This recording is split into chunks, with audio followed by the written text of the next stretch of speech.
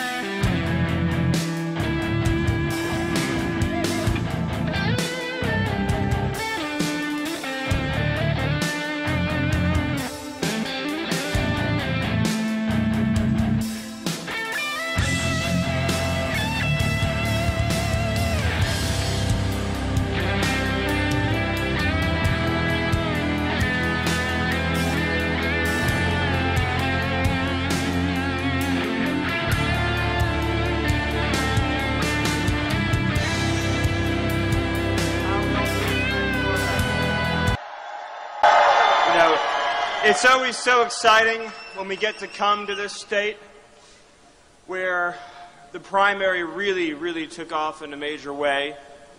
And, of course, this is Donald Trump's second home that he loves so much here in Florida. And I believe that it is going to be the state of Florida that sends Donald J. Trump to the White House.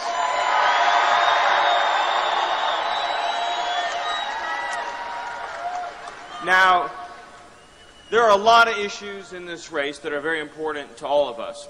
Recently, Donald Trump gave a speech in Detroit you may have seen about the future for our economy. And in that speech, he said that the biggest hoax in politics today is the pretend claim that our unemployment rate is 5%. Right.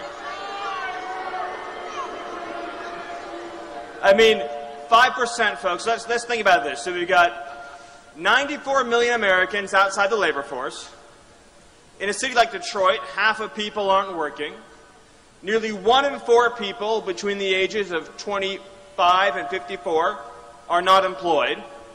58% of African American youth don't have jobs. You have 40% underemployment for recent college graduates. And on I could go. You've seen another 12 million people added to the food stamp rolls under Obama, but the unemployment rate is 5%. Right? It is part of the machine, folks. It's part of the machine, the Clinton machine, the media machine, the donor machine, that's trying to keep the working people down. Now, we've seen a few other issues this week that are worth going through. Now, how many of you have seen the headline today that the FBI wanted to investigate the Clinton Foundation, but Obama's DOJ said no? You've seen this, right? Now,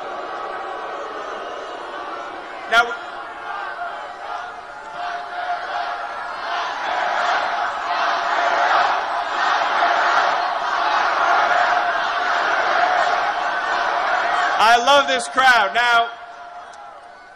Now, we also learned from a batch of emails that was released this week by court order about more pay-for-play scandals at the Clinton Foundation, right?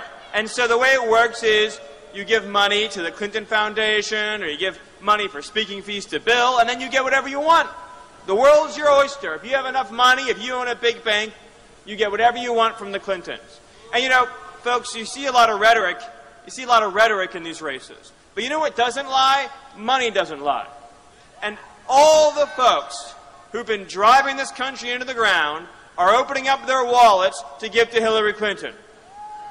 They know the truth, which is that they own her decisions, and if she goes into the White House, they're going to own this country. Yep. Now, we'll never really know the full extent of Hillary's corruption because she deleted those 30,000 emails, right? Now, let me ask you a question. It's a very simple question, but you won't see it asked very often. Do innocent people delete 30,000 emails? Do innocent people burn evidence? No. Innocent people don't. The reality is that people who delete 30,000 emails, destroy the evidence, wipe the server, melt it all down, are people who are guilty as sin. And I have a feeling, folks,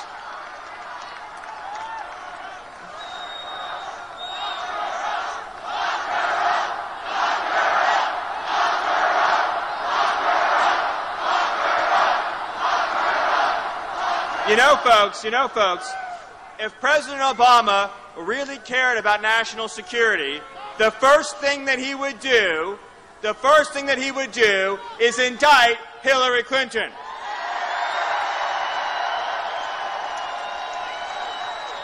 You know, I have a feeling, folks, I don't think that the good and decent people of this country are going to put into the White House a person who sells favors for cash as Secretary of State, who illegally stores her email on a private server, putting at risk the lives of every person in this country and the lives of every person overseas who is helping this country. They're not going to reward with the highest office in the land someone who was given the office of Secretary of State and abused it beyond anything we have ever seen in the history of this country. How can you say you're qualified to be president when, as Secretary of State, you violated the law, risked our security, and nearly burned the entire Middle East to the ground? You know, I mean, think about what the world looked like before Hillary Clinton became Secretary of State. We weren't even talking about ISIS, were we, folks? No. You know, and Iran didn't have $150 billion, and Iran didn't have $400 million in ransom either. Libya had turned over their WMDs to the United States and was basically in a state of cooperation. You had Iraq beginning to become a bit more stable. And of course, Syria wasn't torn and engulfed and suffering in this brutal, awful, terrible civil war. Hillary Clinton's record really, I would argue, makes her the worst Secretary of State in the history of this country. And there's a lot of young people out there who want to have hope in the future. They dream of a future where we're not mired in these horrible wars, where terrorism isn't spreading across the world, where people don't have to live in fear, whether it be fear of poverty or fear of violent crime or fear of terror. But all Hillary Clinton will deliver for this country is more terrorism, more crime, more war, more poverty, more suffering. You know, and frankly, folks, that's one reason why I think that Jill Stein is actually going to get a lot of Hillary Clinton's votes. Because I don't think that the Democrat base is going to vote for pro-war, pro-Wall Street, pro-TPP Hillary Clinton. And I will tell you this, though. Democrats and independents and Republicans who want to bring this country back are going to line up and vote for Donald J. Trump.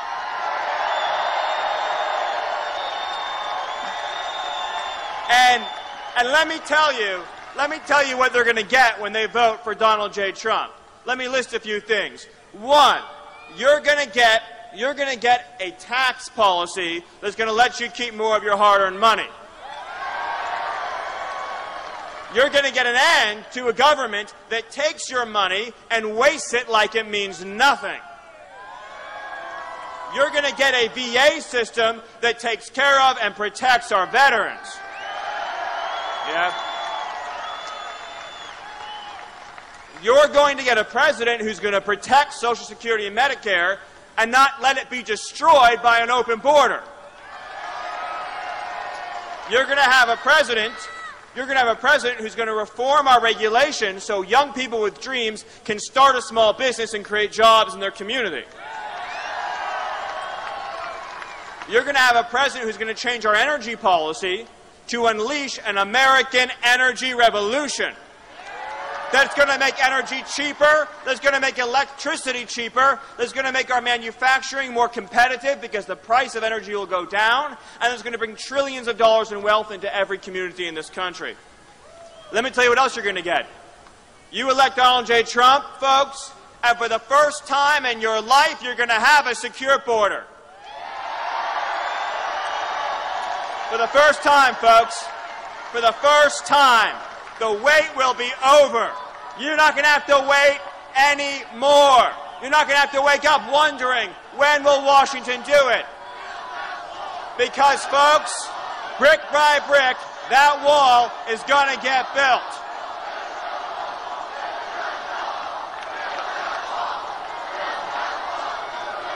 And you know what's going to happen? You know what's going to happen when he builds that wall?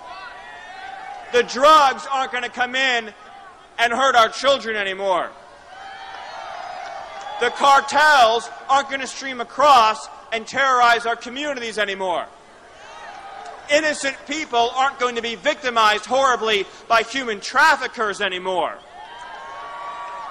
we're going to have a situation on our border that isn't mired in violence and chaos. We're going to have a border that is fitting the United States of America, a border that makes us proud of our country. That's noble, that's decent, that's compassionate. Let me tell you what else you're going to get when you vote for Donald J. Trump. You're going to get a trade policy that keeps jobs and wealth and opportunity right here in America. The TPP, the Trans-Pacific Partnership, that's not going to happen. NAFTA is going to get renegotiated. China is going to follow the rules.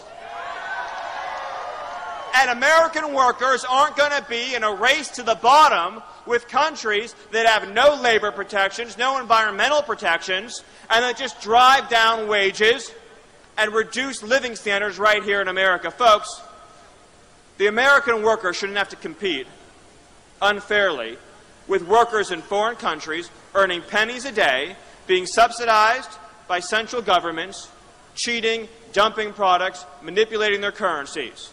We need to have a rising standard of living in America. When Donald J. Trump says he's for America first, that means every single trade deal that goes onto his desk will face one test, and it's this test. Is this trade deal good for the American worker? You know, folks, it's not that complicated, or at least it shouldn't be, but our politicians in Washington just don't get it. They see the trade deal and they ask themselves, will it be good for China? Will it be good for Vietnam? Will it be good for Colombia? They never ask the simple question, will it be good for the people in this room? But Donald J. Trump will never, ever, ever forget who he works for, and he works for all of you. He has no special interest but the people in this room. And most importantly, folks, most importantly, Donald J. Trump wants to make sure that every American child today can grow up in a country where their needs come first, where their hopes and dreams can be realized, where they can live free from the scourge of crime, free from the horrors of terrorism, and liberated from a political system that today serves only the wealthy and the powerful.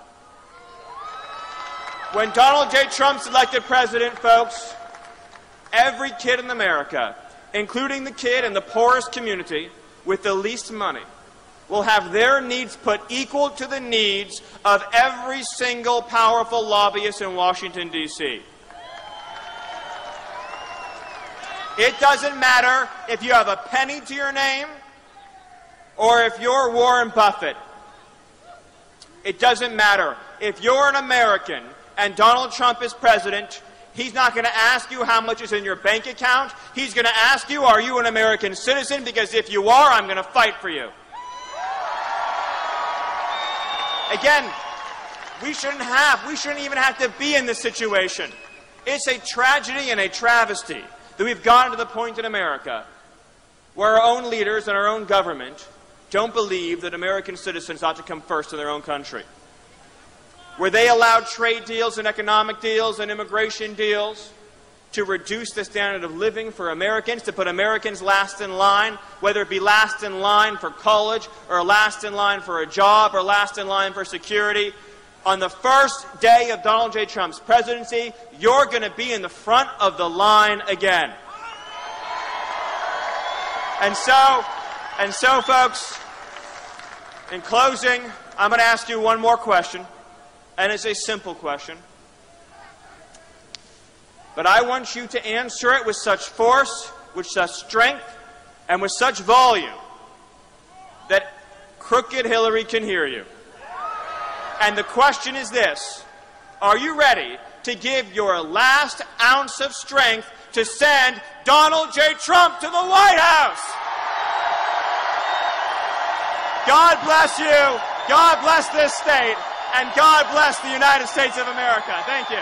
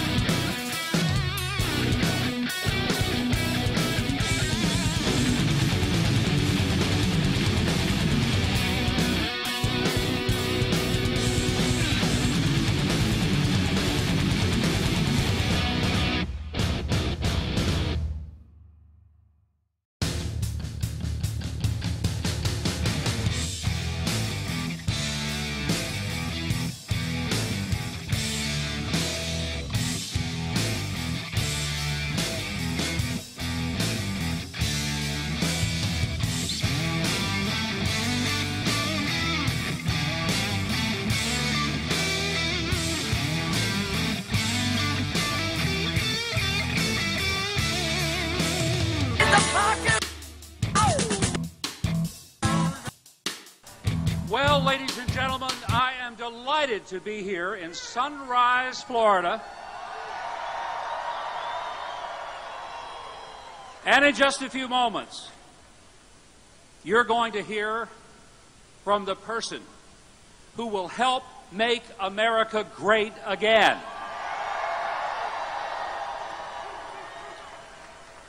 Folks, I have known Donald Trump over the last few years. Unfortunately, I got to know him real well during the primary. I am one of those 17 people that was eviscerated by Mr. Trump. But I'm here tonight because here's what I know. Donald Trump will be the kind of president that will fight for men and women who have been forgotten by the elitists in Washington and the people who have failed us in every respect. Many of you in this room tonight know that the financial community has failed you. You know that the media has failed you.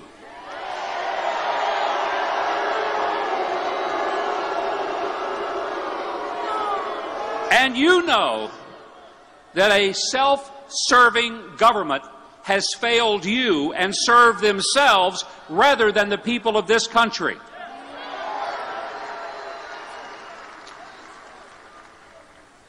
But I know Donald Trump, but I know the Clintons even better.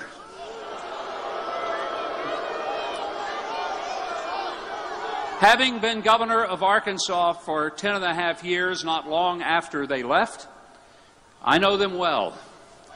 And folks, I'm going to tell you something. I'm a lot more afraid of a Hillary Clinton presidency than I am of getting a mosquito bite in South Florida, and we all better be worried about it.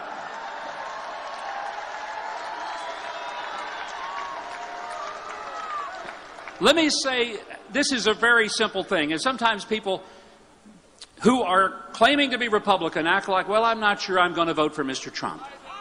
Well, I'm sure that I am.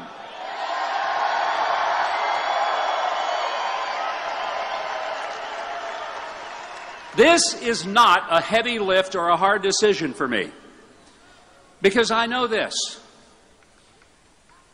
I know that Hillary Clinton will raise your taxes and Donald Trump will not.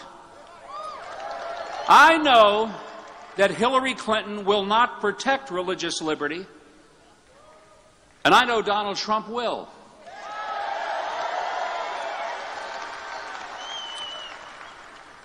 I know that Hillary Clinton has already failed in foreign policy, though she touts it as her great qualification. But you can't push enough reset buttons to make up for the repeated failures that she has had with President Obama, and it's time for someone to stand forth as the American president that the leaders of foreign countries will respect and, if necessary, fear, but they won't run over like we've been run over for the past 8 years.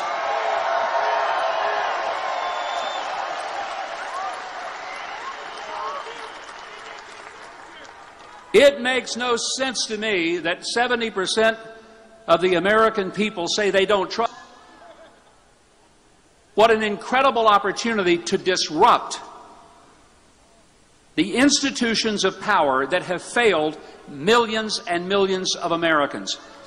And when you hear about some of these Washington Republicans who are saying they're not going to support Mr. Trump, just remember something.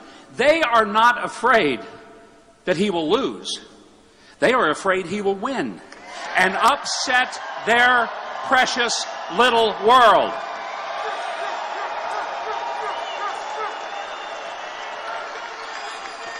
I'm here tonight because I'm very proud to stand on this stage and have the honor of introducing to you the next President of the United States of America, Donald J. Trump.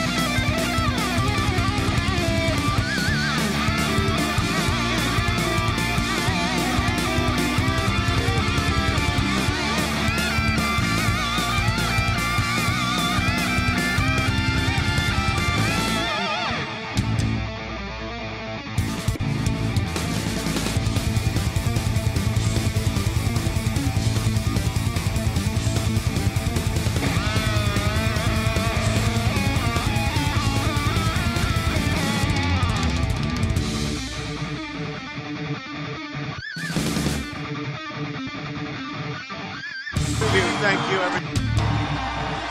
Wow, what a crowd. What a crowd.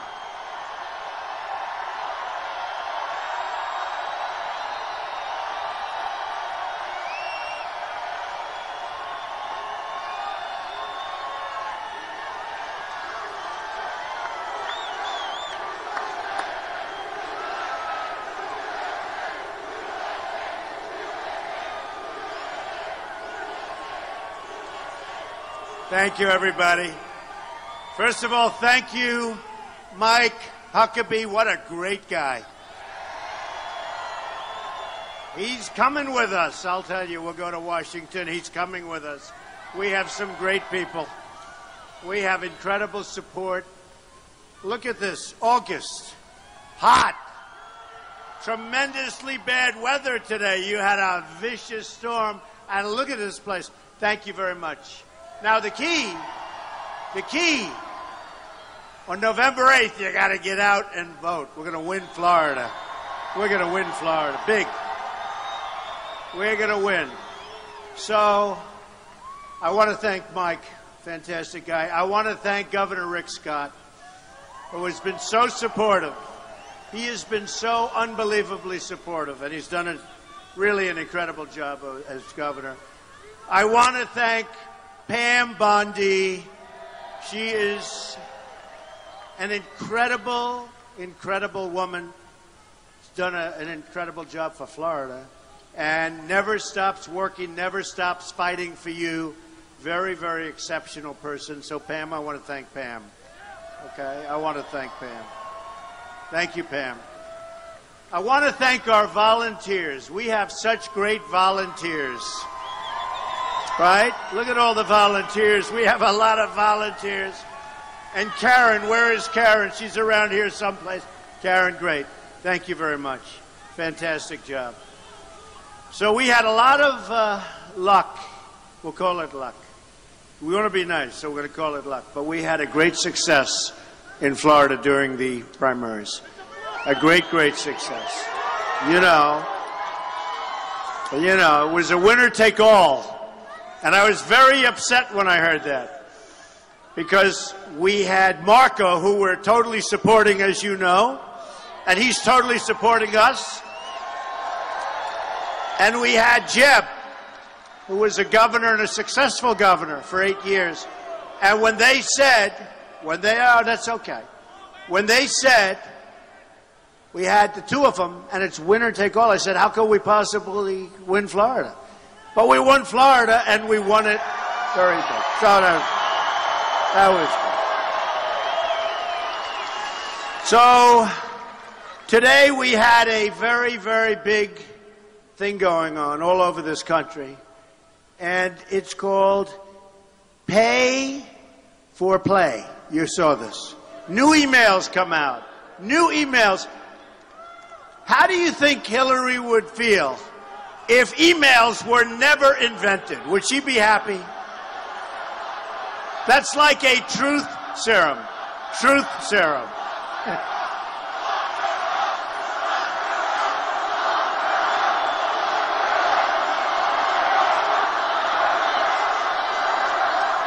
That's all right.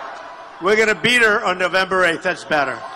We're going to beat her on November 8th. But think of it. So, the invention of the email, would she be a happy woman today? Maybe not. Maybe not. But it revealed so much. It revealed the lies, the deception, the dishonesty. And I say that the single greatest achievement in the career of Hillary Clinton will be getting out of these problems, which everybody else that's had even a tiny fraction, their lives have been destroyed, right? Tiny fraction of what she did. What she did was so wrong. And she got out of it, well, maybe. Who knows? Who knows? Maybe there's more to come. Maybe there's more to come. But I will say this, what came out yesterday, reported today, right? Pay for play. Call, pay for it. You're not allowed to do it. It's illegal. It's illegal. And I would imagine other things are going to be coming down the pike. So let's see what happens. So we've got 90 days. We've got to work so hard. We are going to have an economic plan. Now, you know, I'm in Florida. This is my second home. This is my second home. I have many, many properties in Florida. In Miami, we developed great, great developments. We own Doral, which is one of the great places in the world. I think it's the greatest resort, or just about, no matter where.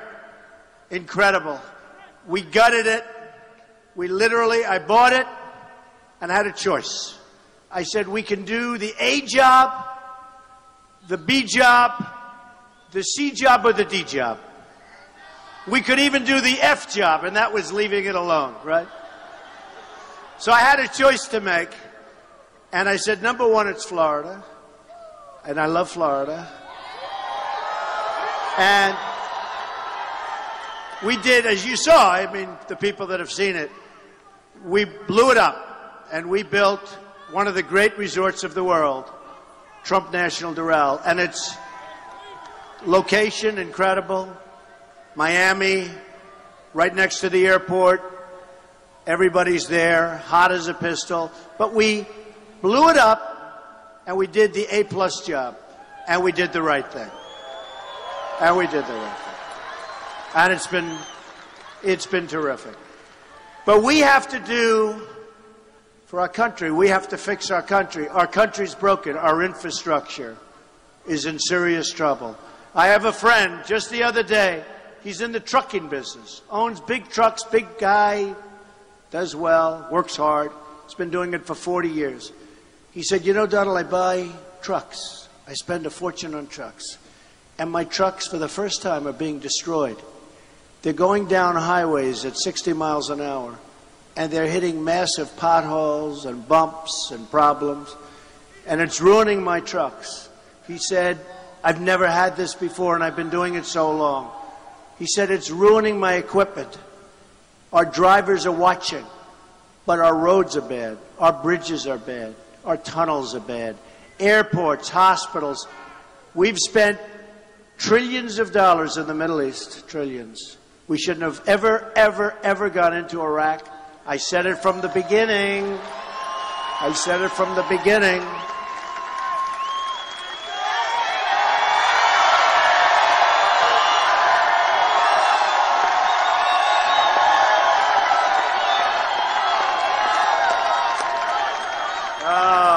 I said you're going to destabilize the Middle East, and we did.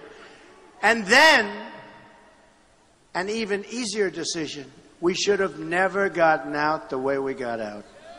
We got out. We had a president. We had a president who decided he'd announce a date, and he was going to get out by that date. The problem is the enemy, which really turned out to be ISIS, the enemy was sitting back and actually didn't believe that this could be happening. Didn't believe it. That they would actually say when they're getting out. So they sat back, and we kept going and getting out. And instead of allowing, and believe me, I want to be the last one to say this, but instead of allowing some small forces behind to maybe, just maybe, keep it under control. And we pulled it out eventually. And remember for years what I've been saying. If we're going to leave, keep the oil, right? Keep the oil. No. So who has the oil? ISIS has a lot of the oil. Iran's going to have all of the oil. You know, for years and years, these two countries fought. Decades and decades and decades, they'd fight. That's what they did. They fight. And they'd fight for 4 years and stop. Then they'd fight for 4 more years. Saddam Hussein would drop gas. Everybody would complain. Tremendous, tremendous carnage. And they'd stop. Then they'd start. And it would never change. This way, this way, this way. Because you had military powers of essentially the same strength. And then we decimated one of the powers, and we unleashed fury all over the Middle East. And it was a terrible mistake. And then Obama came in, and normally you want to clean up. He made a bigger mess out of it. He made such a mess. And then you had Hillary with Libya. So sad. In fact, in many respects, you know, they honor President Obama. ISIS is honoring President Obama. He is the founder of ISIS. He's the founder of ISIS. Okay? He's the founder.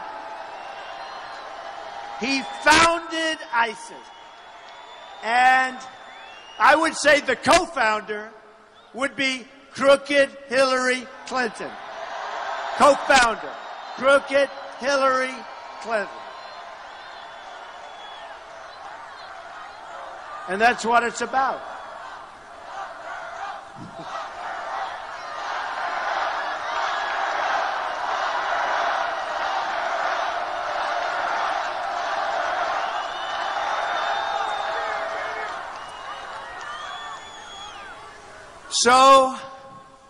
So we have a mess.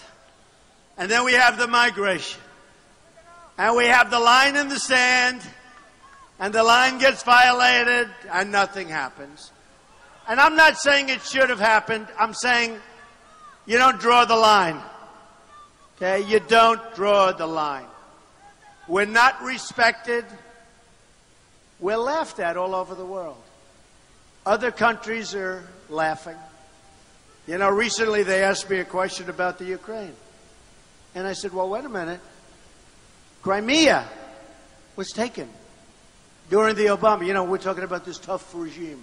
Donald Trump doesn't know. I think I know more than all of them because I have common sense. I have common sense.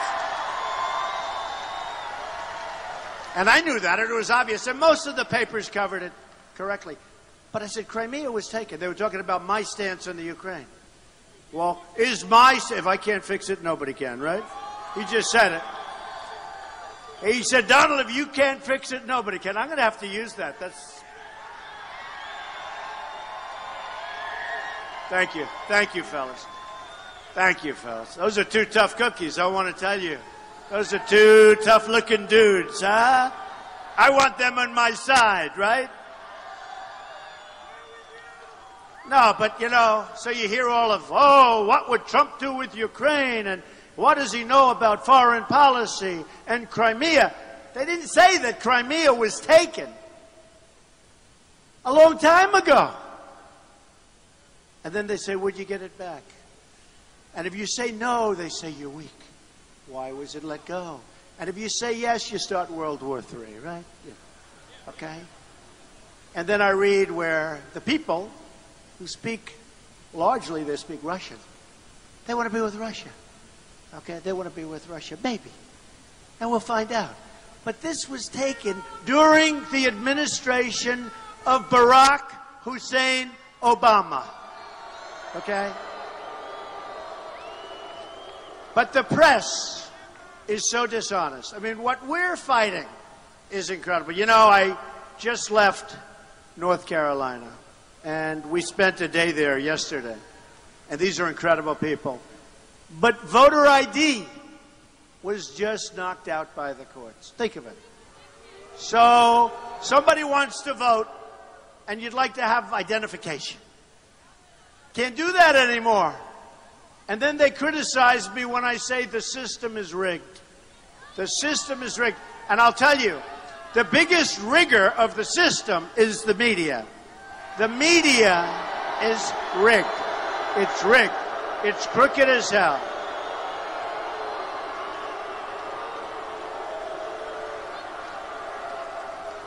The media is unbelievably dishonest.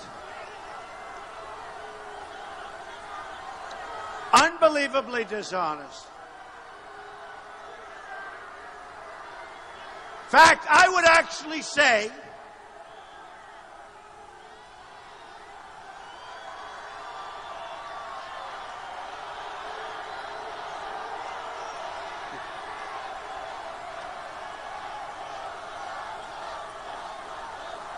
Thank you. Thank you. Thank you, everybody. I would actually say that the media is almost as crooked Hillary Clinton. I mean that. I mean that.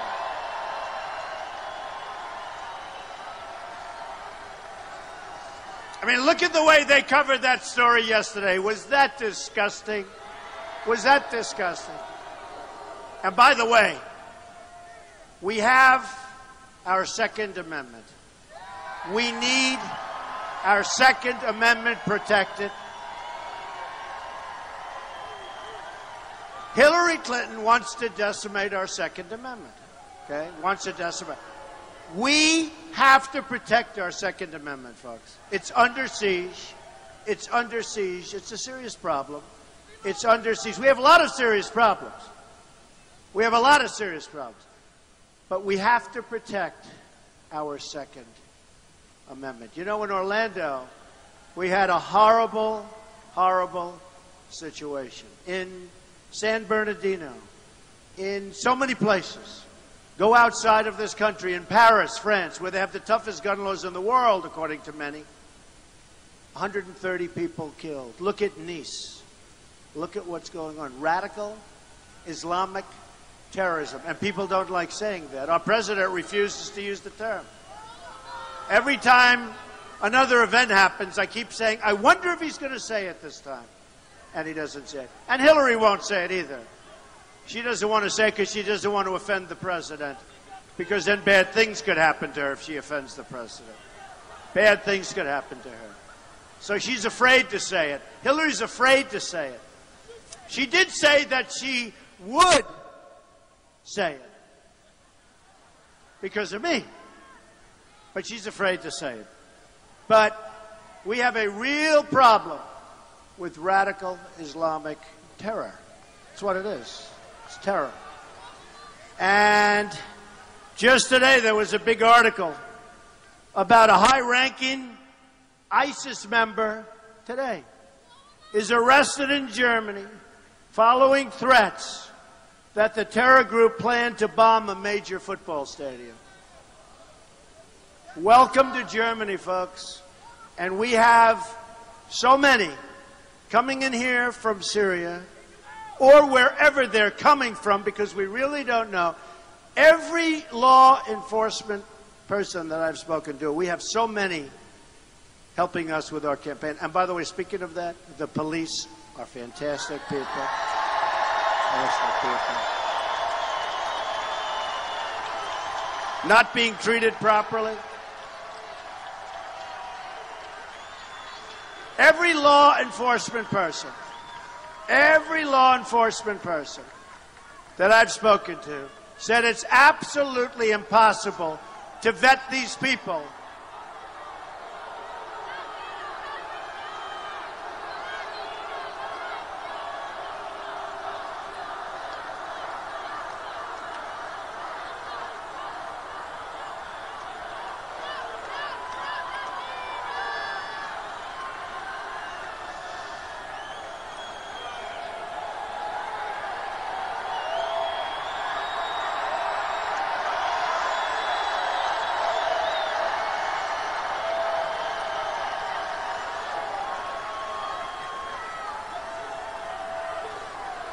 Is there any place better than a Trump rally or more fun?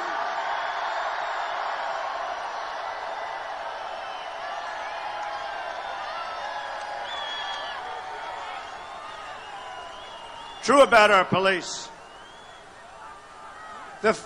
And you know, if you look at it, really, because we all love each other, the safest place to be is at a Trump rally. You've seen that.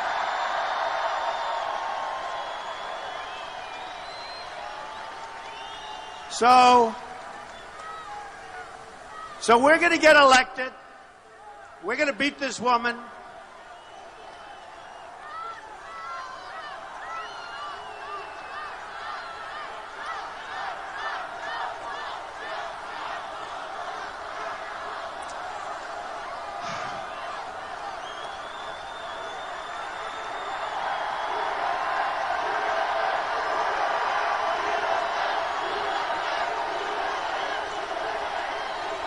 Hey.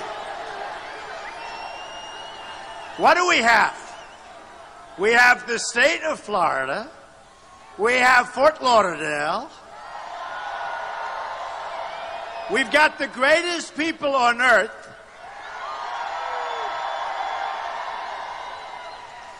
And we have a good messenger. I'm a messenger. I'm nothing more than a messenger. I'm a messenger for common sense. I'm a messenger for strengthening our depleted military. I'm a messenger for taking care of our vets who are being taken care of horribly. I'm a messenger for great health care. Obamacare will be repealed and replaced.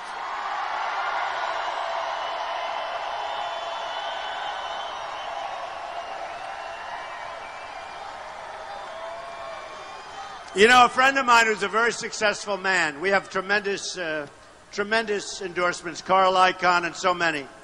And he saw a rally very similar to this where we had a stadium that was incredible. And we had incredible people. And he said, how do you stand up in front of so many people without reading a script or without reading a teleprompter? How do you stand up and do that? And I said, you wouldn't believe it. It's easy. Because there's so much love in the room. It's incredible. It's incredible. There's love in the room. So much love. He still didn't believe me, but I mean it. There's so much love in the room that it's easy. It's easy. So we love you, everybody. We really do. And we're going to have and you know, it's been reported that the most loyal people are the supporters of Trump. And I believe that. I believe that. We've got every group imaginable. I think we have the smartest people. I think we have among the most successful people. I know we have the bikers. Boy, the bikers are amazing. The bikers. What about the bikers? We have an incredible group, Bikers for Trump, led by a fantastic guy and a number of fantastic people. And sometimes I'll go to an event and I'll have 1,000 bicycles outside. And I'll say, now I know I'm safe. These guys, they're fantastic. The Bikers for Trump. So it's pretty cool. It's pretty cool, I have to tell you. So what we're going to do for a moment, we'll talk about something that's actually sounds boring, but it's not. It's called the economy. Because our country has been ripped off for so many years by every other country because we have people that don't know what the hell they're doing. And we're going to get our economy going. Our real unemployment rate is monstrous. You know, that rate was put down so that presidents and politicians look good. When you look for a job and you give up because you can't find one because there isn't one, and everybody admits, even on the other side, our jobs are bad jobs. They're not good jobs. We don't have good jobs. They're gone. He said they're all in China. There's a lot of truth to that. And a lot of them, essentially, they make the product in China. China treats us so badly. Just so you understand, I do business with China. It's great. Nothing wrong. I have great respect for China. I have great respect for China. But I'm not angry at China. I'm angry at our leaders for allowing China to take advantage of us, to make us look so foolish, to take out hundreds and hundreds of billions of dollars a year, and to rebuild China while our country goes to hell. Okay? It's going to end. But we're going to make our economy zoom. You probably heard my speech the other day on the economy. Got good reviews. It got good reviews even by people that truly dislike me. Okay? That's a good sign. We're cutting taxes. Hillary Clinton is raising taxes. She's going to raise $1.3 trillion in taxes. Your taxes are going to go up. I'm cutting taxes. I mean, if I had one complaint from outsiders is saying, we're cutting taxes too much. But the truth is, that's going to bring jobs in. That's going to bring companies in. That's going to keep companies here. so they don't move to Mexico and every other place you can think of. We're cutting taxes. Our economy is going to zoom. You watch. It's going to zoom. And we're cutting them for the middle class who have been treated so badly. And we're cutting them for corporations down to 15%. And the trillions, and that's a big cut. And the trillions of dollars that's outside of our country, it's trillions. That money, we're bringing a 10% tax where people can bring the money back in and companies can bring that money back in. They think it's $2.5 trillion. I think it could be $5 trillion. And it's going to come pouring back into our country. And it's going to be put to work. It's corporate inversion, folks. Companies are leaving our country. Big, beautiful companies. Firing thousands and thousands and thousands of people. And over the years, millions of people, thousands of companies. But companies are leaving to get their money because they can't get their money back in. Companies are leaving because taxes are too high. We're going to change it around. We're going to take companies in. You watch what happens. It's going to be, not since Ronald Reagan has there been anything like this. And you're going to be so proud of the end result. It's going to be great. But,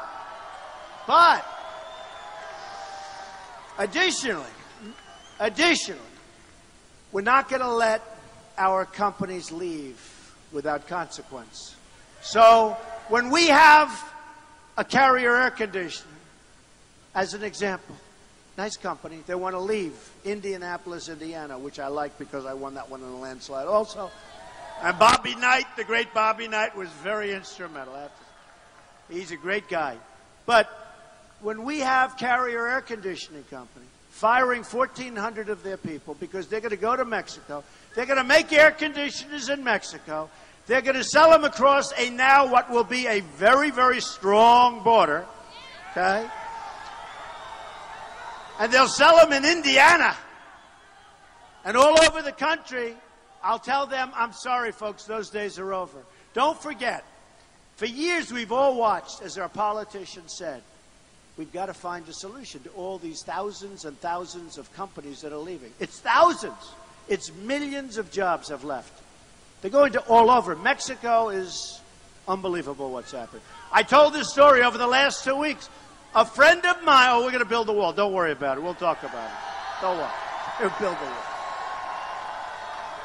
People like that wall.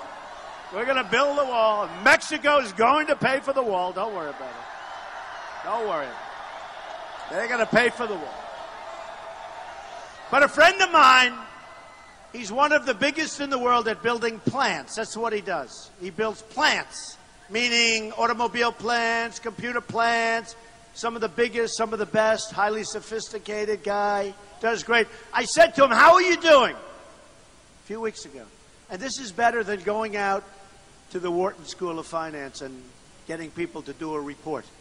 This is better than going to Harvard and getting a report. This is the ultimate report. It takes you 2 minutes, you know the answer, and you don't have to spend millions of dollars, right? And you don't have to wait a year and a half, and by that time it's too late, right? So I said to my friend, the biggest, he's the biggest, or one of them, but he's a fantastic guy. He's doing incredible work. So I said, how is it going? He said, really great. I said, what does that mean? How's our country doing? Not great. Oh, well, how are you doing great? How are you doing great? He said, Donald, you have to see what's going on in Mexico. He said, I'm building plants. What's going on there, and he said this expression, is the 8th wonder of the world. The 8th wonder of the world. I said, Mexico. But our country, he said, it's all right, not great. But that's the 8th wonder of the world. You're sitting here right now, we're watching, we're all together, and right now we have companies that some of you people work for that are negotiating to move out of our country. And I've been watching, hey, look at Ford, what they did. Look at so many companies moving to Mexico, moving to other places. But Mexico in particular, Mexico's going to end up being the car capital of the world. Ford, remember I've been talking about the $2 billion plant? I've been talking about it for 4 years, right? And I thought maybe by doing that, I talk them out. Guess what? They're doubling down. They're building more. They're expanding it. They're expanding it. So what does that mean for Michigan? It's a disaster. It's a disaster. When they make a car, we have to say, sorry, folks, sorry. We have to tax that car as it goes through our border. We have to tax that car. You can't fire our people. And one of two things are going to happen. One of two things. They're either going to stay, which is it, or we're going to make a fortune, okay? Either one is okay. They're either staying. Now, if I were in charge, if they put me in charge, let's say 3-4 years ago, Donald Trump is Secretary of not allowing businesses to leave our country. So I'm now in charge. And I've been reading for years, and you have too. The government gives low-interest loans. They give tax abatements. They give all sorts of things to keep companies. They don't keep anybody. Everybody leaves. Really? Really? You think that? No, we better talk. We better talk. And I explained to him that here's the story. We love you. We want you to move. You can move anywhere you want. You can go to another state. That we can't help. Compete with each other. That's fine. But when you start leaving us and going to a foreign country, and you start making your product, and it pours across the border, and there's no consequence for you whatsoever, those days are gone. So here's the story, folks. When we say that when your product comes across the border, and don't forget, I was endorsed by 16,500 Border Patrol agents, tough, smart, first time ever. First time they've ever endorsed anybody. Sheriff Joe Arpaio from Arizona. Great guy. Nobody knows the border better than I think he's been on the border for like 50 years. So I understand. And I understand what's going on. And they understand. That's why they endorse me. By the way, the Border Patrol agents have never done 16,500. They've never done it before. So when I say that when you make your product, if you leave, we want you to stay. But if you leave, you're going to have a 35% tax to pay as your product crosses our now very strong border. I would guarantee you, I hate to say 100% because 100% sounds foolish, right? But very close to 100% of the companies that I would speak to would not move. They may leave that state. They may even leave Florida for another state, although nobody leaves Florida. We love Florida, right? But they may leave Florida, or they may leave another state and come to Florida. And that's all up to you folks, okay? Give them a great deal. But they can't leave our country, fire all their employees, make their product, sell it across the border tax-free. Us, big, stupid people with open arms, please come on. Please come on. So we pick up unemployment. We pick up no taxes. They pick up massive jobs and economic development. We get nothing. They get everything. And it's always the way with our country for a long period of time. That's why we have $20 trillion in debt and going up rapidly. And it's so easy. And people ask me, well, why hasn't somebody thought of this before? And sometimes they don't think of it. But a lot of it is they're controlled by their donors and their special interests. They're controlled by PACs, a new word. They're controlled by their lobbyists. Hillary, you have lobbyists that have a sign. It says Hillary. It's emblazoned, right? Tattooed. It's tattooed right on their forehead. It says Hillary, the lobbyist. And they'll say, Hillary, you can't do that. That man gave you $2 million for your campaign. $2 million. $2 million for your campaign. You can.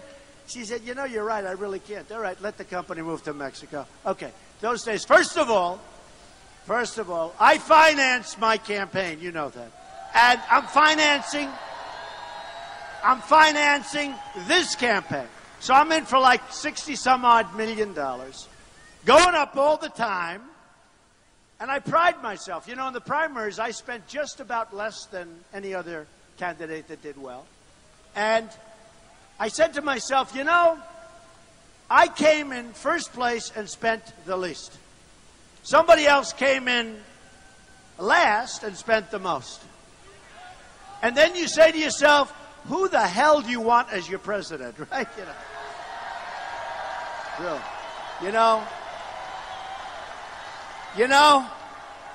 In the old days, it was great if you spent the least and had the smallest payroll, and you were number one, right? So the other day there was a story that Hillary Clinton has spent millions and millions of dollars with hedge fund people. She's taken in $48 million. I've taken, and I'm raising money for the Republican Party and the RNC, Republican National Committee. Reince Priebus, good guy, very good guy. But I'm taking in money. But I'm spending money for myself. Okay, I'm spending money. So she took in, think of it, she took in $48 million as of like a couple of months ago. I took in $16,000. In fact, I'm trying to figure out who's the guy that gave me $16,000. Trying to figure it out. I thought I was going to say nothing, and I was really just, because I said, find out how many hedge fund guys gave her money, because I know a lot of them, and they don't give money because they're nice people. These are killers, folks. These people, they give money for a reason. These are not like, oh, gee, I think Hillary is so great. She looks so presidential. You see her walk onto the stage. She looks presidential? I don't think so. I don't think so. I don't think so. I think I look presidential, to be honest with you.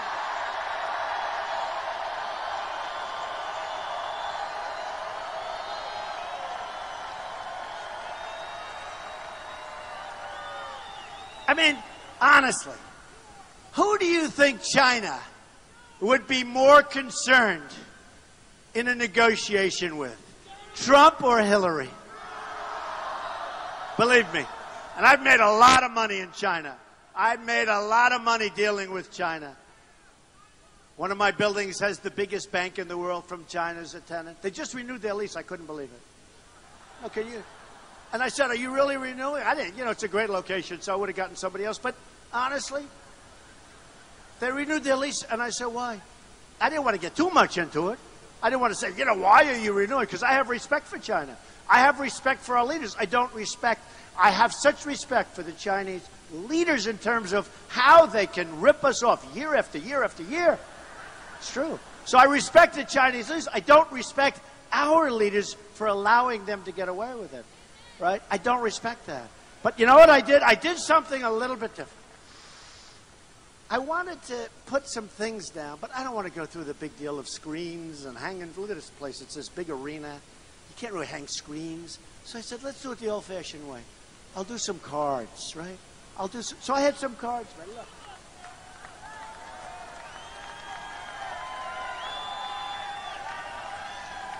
You know, not bad.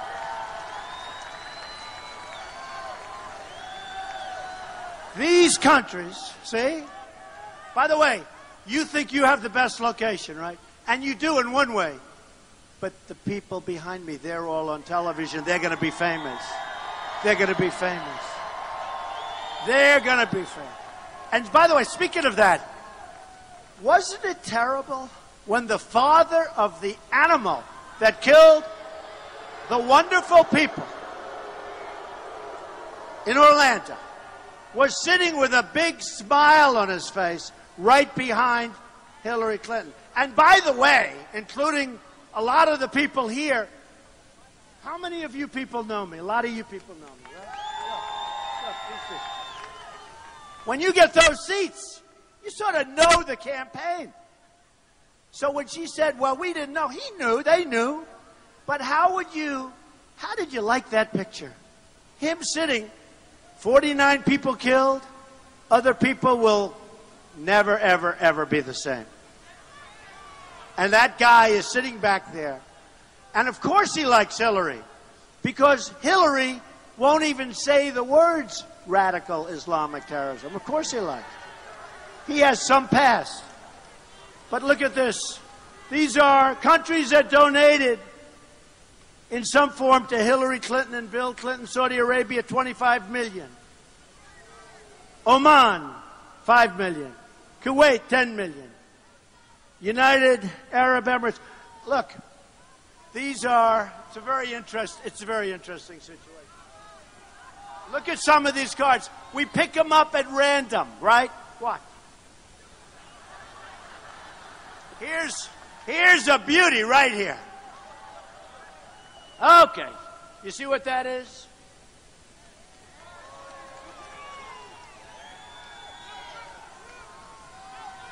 Look at, that is a great looking group of people up there. Thank you. Thank you very much. Thank you. Look at this card.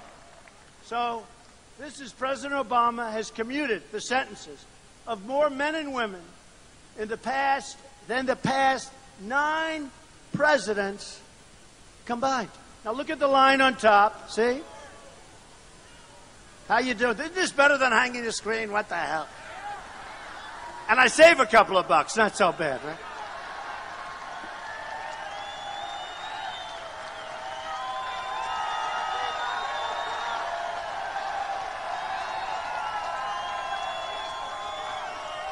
So look at that. I mean, look at the numbers there. 562. Bush was at 43. Clinton was a small amount, actually. Bush won 41. Reagan, very few. Even Carter, very few. Ford, very few. I mean, can you imagine that? Look. And these are, in many cases, hardened people. And they're out on the streets with you, folks. Enjoy your lives, folks. Enjoy your lives. Look at the line. Now, look. Isn't there just something wrong with that, in all fairness? We can all have our sensibilities, but isn't there something wrong with that? So that's another one. How's my card system working? All right.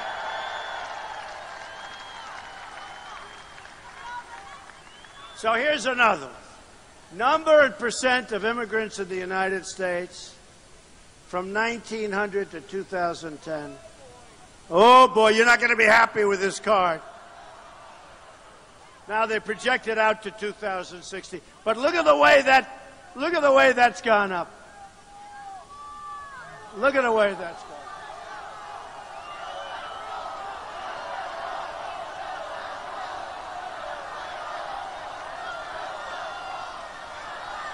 How stupid are we? How can we have leadership like this? Hopefully it won't happen much. All right, here's a beauty. Here's a beauty. So, in 8 years, our national debt has doubled. It's going to more than double by the time it gets out. Look at that. It'll be at $20 trillion. Great job. Great job, Obama.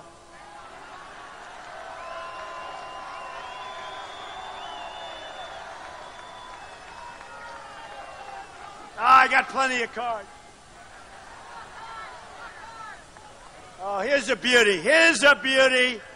You don't have to see it too well. It doesn't matter. All you have to do is look at the lines. Obama. Obama.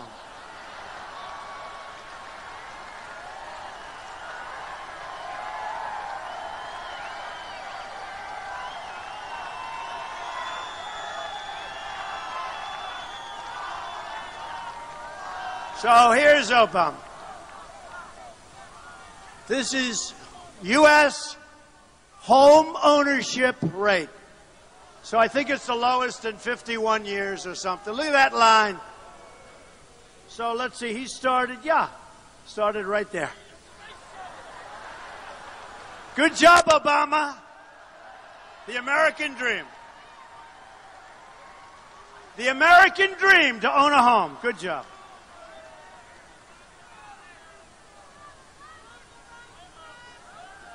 You think I needed to do this, folks? I could be home taking it easy. I could be at Mar-a-Lago right now, right? But I'd rather be here with you. Rather.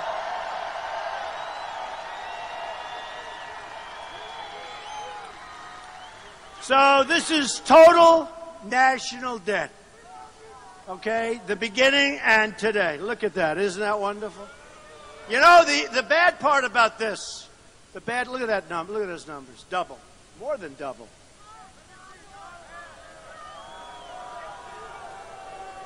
And that's from beginning of time. That's from the beginning. That's from the beginning. This isn't over 10 years. This isn't over 20 years. We've doubled over the last 8 years. It'll more than double. And he'll hit the big 20 trillion. And what he's left for the next president, hopefully that'll be. We'll straighten it out. Don't worry. Debt is something we can straighten out. We can straighten out. But Obamacare alone is going to explode. You know, it will explode.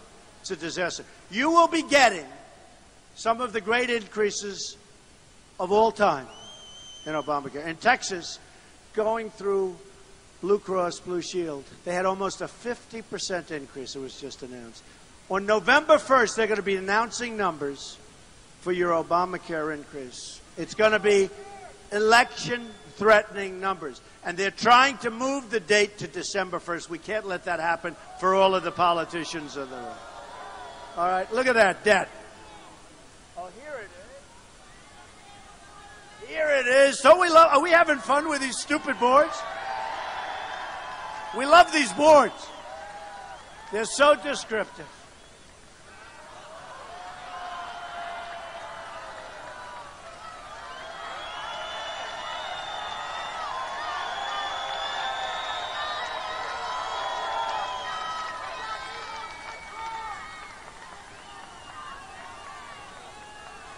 So the hedge funders. Now, I know the hedge funders. Many of them. Some are friends of mine. Many are buying apartments from me. I got them all over the place.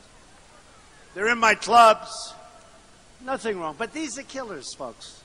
These are not people that say, Hillary, I'm giving you $5 million because I think you're so wonderful. They don't want that. They give money for lots of reasons, folks. It's not because they think she's wonderful.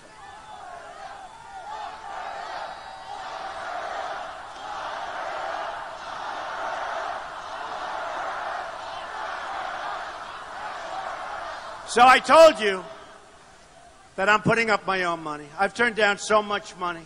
And I know so many of these people. But look at this. Hedge funds. So the hedge funds have given her, as of a month ago, $48.5 million. Folks, you got to understand them. Oh, they're going to be angry at me. They'll be calling me, we're dropping out of your club. Who cares? I don't care. But look at this. Hillary, crooked Hillary Clinton, $48.5 million. Trump, $19,000. I think I'll give it back. For $19,000, I'm better off.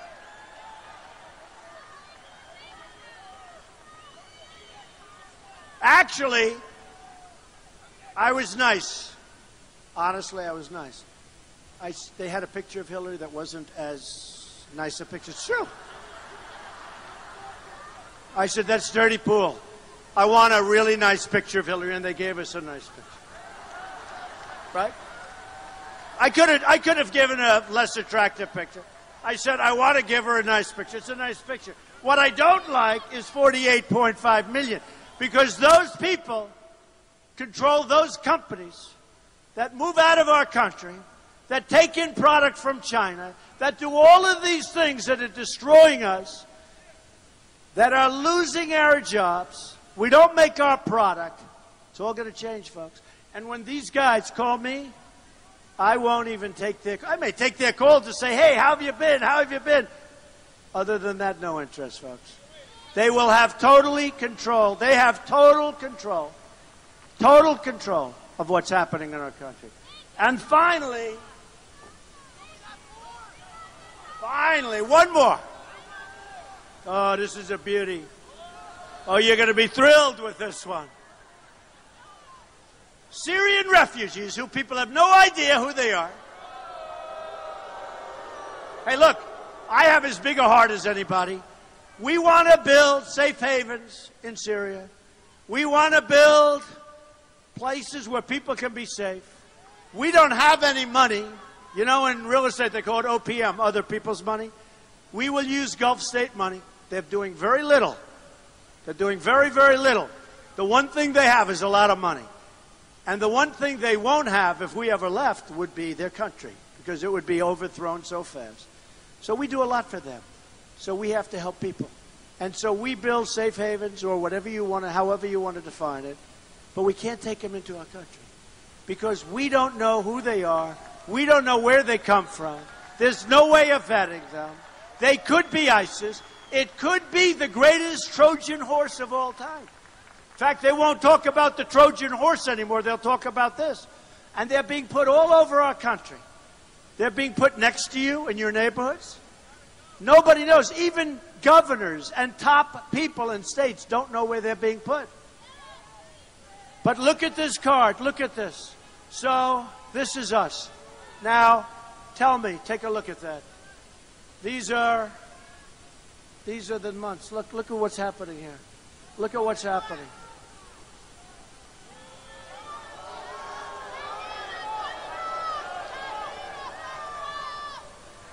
And I just read you in Germany, tremendous, they wanted to blow up one of the big stadiums full of people. Look at this. Look at this. This is what's happening to our country. And we have enough problems. We don't need this problem on top of everything else. We don't need it. And here's the bad news. Hillary Clinton wants to raise the number that Obama's bringing in by 550%.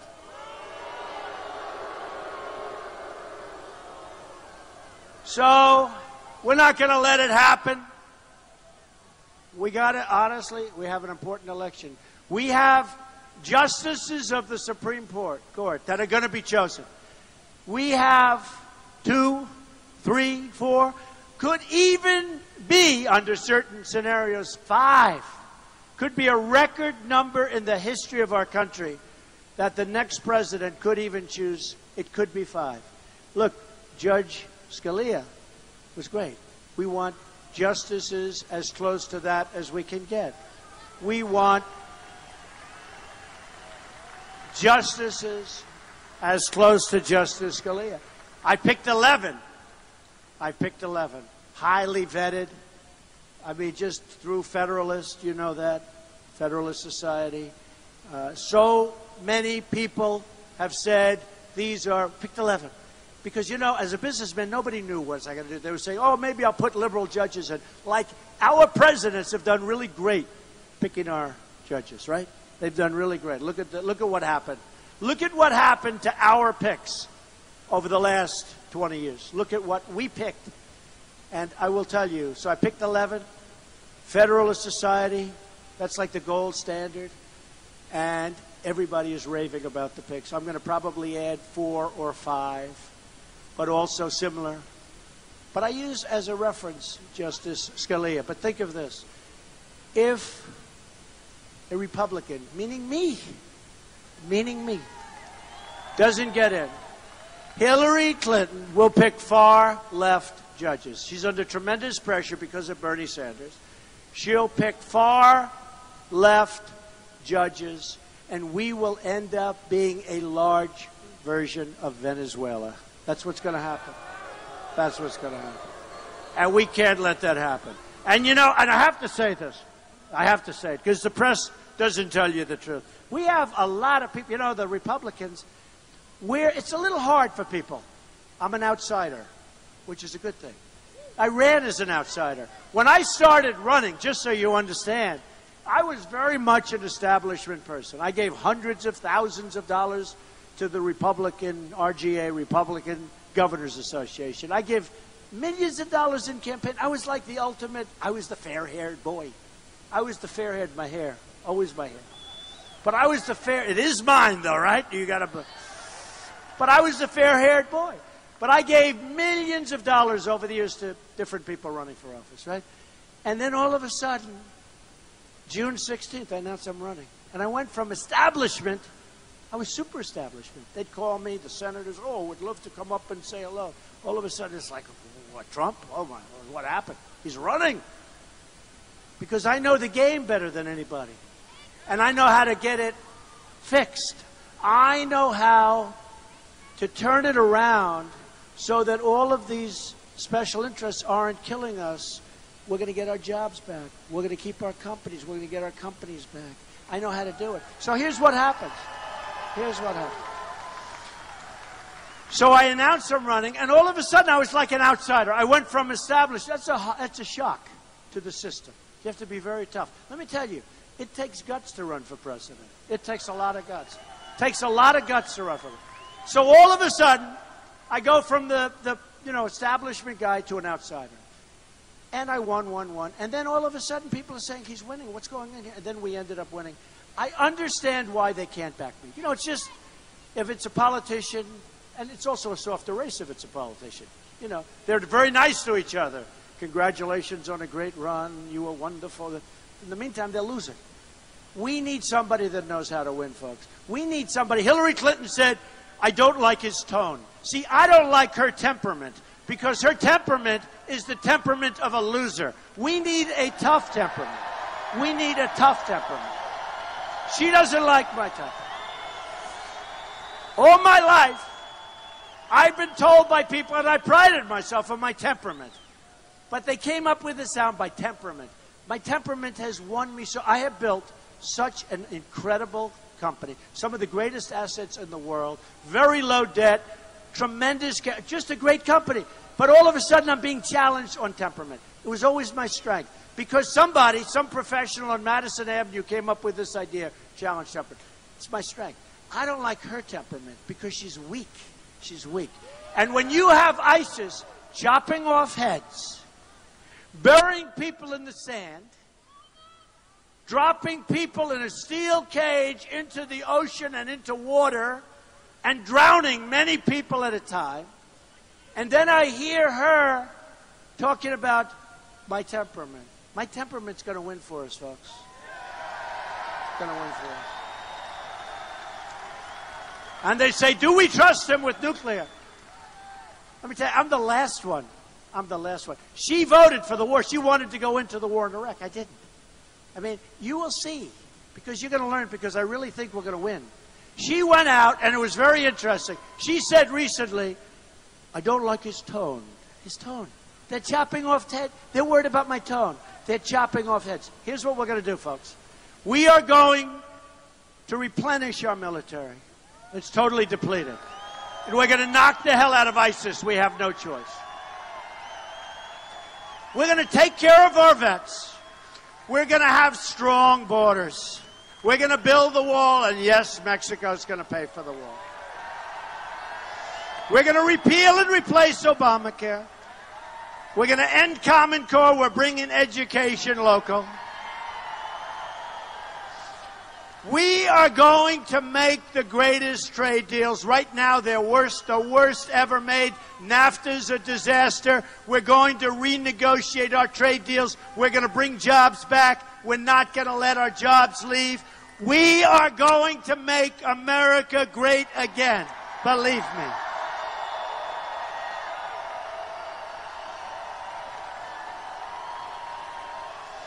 On November 8th, it is so important that you get out and vote. I saw a poll today that we're tied. It can't be a possibility. We got it. You've got to get out and vote. We're going to make it so strong. We are going to have a policy of America first. We are going to make our country strong again. We are going to make our country great again. You are going to be proud of your president, but more importantly, you're going to be more proud than ever before of your country. We are going to make America great again. Thank you, everybody. Thank you. Thank you.